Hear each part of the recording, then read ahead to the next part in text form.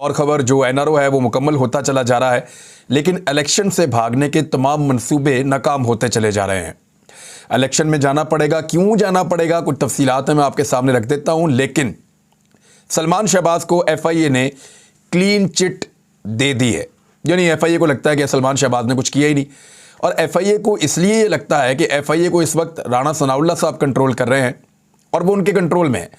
सलमान शहबाज शहबाज शरीफ साहब के छोटे साहबजादे हैं और ये पाकिस्तान से मफरूर हो गए थे, भाग गए थे जब इमरान खान साहब का दौरे हुकूमत था, और इनको निकालने में पीएमएलएन के कुछ करीबी साथियों का और सोर्सेज का उनका ये कहना, उनका ये क्लेम है, और उसकी तरदीद नहीं आई कि जनरल बाजवा ने और जनरल फैज़ हमीद ने इनको पाकिस्तान से बाहर निकलवाया था सलमान शहबाज को कि आप गिरफ्तार हो जाएंगे।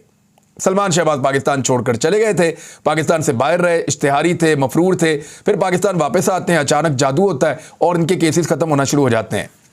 ज़रा देखें केस क्या है जिसके अंदर एफआईए ने क्लीन चिट दे दी है। केस सादा सादा है। 28 बेनामी अकाउंट्स थे और वो सारे इनके मुलाजमीन के थे, और ये तहकीकाती टीम ने शहबाज शरीफ के ख़ानदान के 28 अकाउंट से उनका पता करवाया था। गेम सारा किया हुआ था सलमान शहबाज साहब ने मुबैना तौर पे।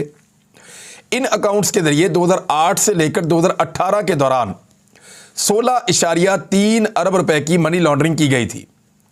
अदालत में जमा कराई गई एफआईए की रिपोर्ट के मुताबिक एफआईए ने 17,000 क्रेडिट ट्रांजैक्शंस की मनी ट्रेल की जांच की थी। बहुत मेहनत की थी इस केस के ऊपर। इसके अलावा जून 2020 में नैब ने सलमान शहबाज के 16 कंपनियों में 2 अरब रुपए और 41 लाख रुपए मालियत के 3 बैंक अकाउंट्स के साथ साथ 10 मरला ज़रई अराजी और 209 कनाल पर फैली हुई ज़मीन भी जब्त कर ली थी। नैब का यह इकदाम तब सामने आया जब एहतसाब अदालत लाहौर ने अक्टूबर 2019 में सलमान शहबाज को इश्तिहारी मुजरिम करार दे दिया था। उस वक्त नैब प्रोसिक्यूटर ने कहा था कि इदारा ने मुलजिम को कम अज़ कम 6 मरतबा तलबी के नोटिस जारी किए, लेकिन मुलजिम ने जवाब नहीं दिया। अब आप देखें कि जब वालिद वज़ीर आज़म बन जाए तो कैसे बच्चों के केसेस ख़त्म होते हैं। यानी ये वो केस है जिसमें मकसूद चपड़ासी के अकाउंट में 4 अरब रुपए आ गए थे। ये वो केस है जिसमें ड्राइवरों के, चपड़ासियों के, क्लर्क्स के, स्टोर कीपर के, इनके अकाउंटों में करोड़ों अरबों रुपए आ रहे थे, और वो पैसा बाद में शरीफ खानदान के ज़ेरे इस्तेमाल आ रहा था। अब ये इतना बड़ा केस था और इसका सारा मनी ट्रेल मौजूद था, लेकिन इसके बावजूद एफआईए कुछ नहीं कर सकी। क्यों नहीं कर पाई? क्योंकि रजीम चेंज हो गया और हुकूमत में आ गए शहबाज शरीफ साहब।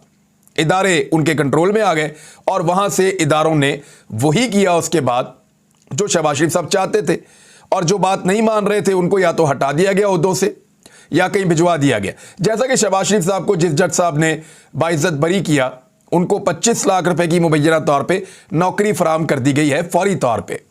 शहबाज शरीफ साहब ने उनको बेहतरीन नौकरी वफाकी हुकूमत में फराम की है, उन जज साहब को जिनकी अदालत से शहबाज शरीफ साहब बरी हुए थे। आज मुझे फारूक हबीब साहब ने बताया कि 25 लाख रुपए की जनाब वहां पे सैलरी भी है, ये भी बताया जा रहा है। तो अब सलमान शहबाज भी बाइज्जत बरी हो गए हैं, लेकिन क्या वो रहेंगे बाइज्जत बरी? अगर दोबारा हुकूमत तब्दील हो जाती है या फ्री एंड फेयर इलेक्शन हो जाता है और एक नई हुकूमत आती है, तो क्या ये चीज़ें रिवर्स नहीं हो जाएंगी? क्या एनआरओ 2 रिवर्स नहीं होगा? ये मामला अदालत में चल रहा है। ये पर्सन स्पेसिफिक कवानीन जो है उनको तब्दील किया गया है। यानी लोगों ने, जिन लोगों के ऊपर केसेस थे, उन्होंने बजाय इसके कि केसेस में अपने आप को बेगुनाह साबित करते, उन्होंने वो कानून ही बदल दिए उठा के। और जब उन्होंने कानून बदल दिए तो कानून के अंदर अब वो जुर्म रहा ही नहीं। यानी जो जुर्म उन्होंने किया था, जिसमें उनकी पकड़ हो रही थी, उन्होंने कानून तब्दील करके वो जुर्म ही खत्म कर दिए कि अब ये जुर्म ही नहीं है, डेफिनेशन ही बदल दी कानून की।